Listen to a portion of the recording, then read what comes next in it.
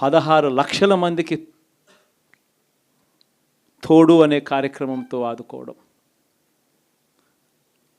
3,38,000 మందికి చేదోడు, 1,10,000 మందికి పైగా మత్స్యకార భరోసా. ఎక్కడ ఎవ్వరికి కూడా క్రమం తప్పకుండా కోవిడ్ సమస్యలున్న సాకులు చూపలేదు. మంచి చేశాం. ఎప్పుడు చూడని విధంగా, ఎప్పుడు జరగని విధంగా పేదవాడు అనేవాడిని పేదరికం నుంచి బయటికి పర్మనెంట్గా తీసుకొచ్చే దానికోసం అడుగులు పడ్డాయి. అది జరగాలి అని అంటే క్వాలిటీ చదువుల వల్లే జరుగుతాయి అని చెప్పి మొత్తం విద్యారంగాన్ని మార్చాం.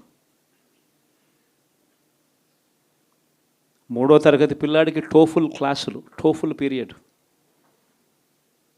ఇంగ్లీష్ మీడియం బడులు, 6వ తరగతి నుంచే ఐఎఫ్పీలు, 8వ తరగతి పిల్లల చేతుల్లో ట్యాబులు. ఇప్పుడు చూడలేదు ఇవన్నీ, ఇప్పుడు జరగల. వైద్య రంగంలోనూ కూడా అలాంటి మార్పులే. ఏకంగా 25 లక్షల దాకా ఆరోగ్యశ్రీని విస్తరించాం. 1050 ప్రొసీజర్లు ఉంటే 3,300 ప్రొసీజర్లకు తీసుకొని పోయాం. ఆరోగ్యశ్రీయే కాదు, ఆరోగ్య ఆసరా దగ్గర నుంచి గ్రామ స్థాయిలో విలేజ్ క్లినిక్ దగ్గర నుంచి ప్రతి పేదవాడికి తోడుగా ఉండడం.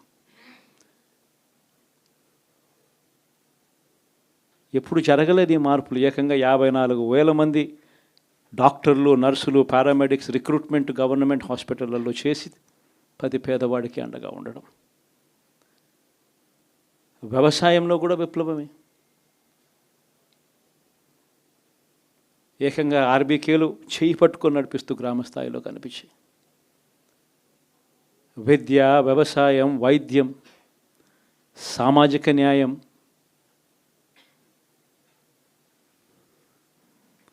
సుపరిపాలనలో ఎక్కడా కూడా తగ్గలేదు. మొట్టమొదటిసారిగా గ్రామ స్థాయిలో గ్రామ స్వరాజ్యానికి అర్థం చెప్పాం. లంచాలు, వివక్ష లేని పాలన ఇవ్వగలుగుతారా అని అంటే ఎప్పటికీ క్వశ్చన్ మార్క్గా ఉన్న పరిస్థితుల్లో లేదు, కాదు, లంచాలు, వివక్ష లేని పాలన సాధ్యమే అని చెప్పి మొట్టమొదటిసారిగా చూపించింది ఈ 5 సంవత్సరాల పాలనలోనే.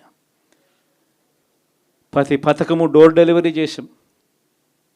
ఇంటి వద్దకే పాలన అన్నదానికి అర్థం తీసుకొచ్చాం. మహిళా సాధికారతకు ఈ మాదిరిగా చేయగలుగుతాము అని చెప్పి అర్థం చూపించాం. ఇవన్నీ సంస్కరణలు.